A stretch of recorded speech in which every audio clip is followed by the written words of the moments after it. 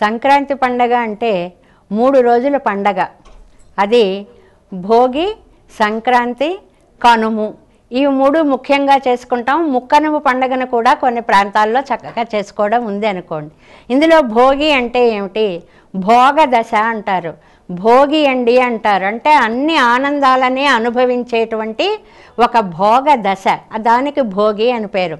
ఆండాళ్ తల్లి ఇన్ని రోజులు ఈ తిరుప్పావై శ్రీవ్రతము అనేటువంటి ఒక అత్యద్భుతమైన నోమును నోచి భోగి నాడు ఆమె శ్రీరంగనాథుని సన్నిధిని చేరి ఆనందానుభవాన్ని పొందింది కాబట్టి భోగి పండగ అని దీనికి పేరు వచ్చింది అని.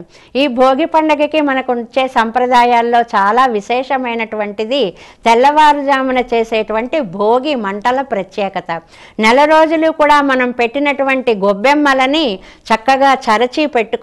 వాటిని ఎండబెట్టి ఈ భోగి నాడు ఆ అగ్నిహోత్రాన్ని చక్కటి మంటని ఏర్పాటు చేసి దాన్ని కూడా ఈ నెల రోజులు ఏర్పాటు చేసినటువంటి ఎండిన భోగెమ్మల యొక్క పిడకల స్వరూపాన్ని తీసుకొని వచ్చి వాటిలో వేసి ఇంకా చెట్లని వాటిని మనలో ఉండేటువంటి అక్కర్లేని వాటన్నిటినీ తీసుకొచ్చి మంట పెట్టడం అనేటువంటి దాంట్లో ఒక విశేషార్థాన్ని కూడా చెప్తారు. ఏమిటి అంటే మీలో ఉండేటువంటి అనవసరమైనటువంటి కోరికలని, చెడు భావాలని అన్నిటినీ కూడా మండించేయండి.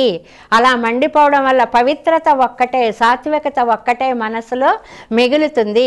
అటువంటి మనస్సుతో మీకు భోగదశ వస్తుంది. పరమాత్మని చేరి ఆనందం అనుభవించగలుగుతారు. దానికే భోగి అని పేరు అని ఆధ్యాత్మిక అర్థాన్ని చెప్తారు.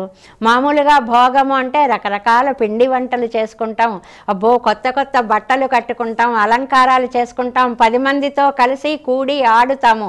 అది ఒక దివ్యమైనటువంటి భోగం.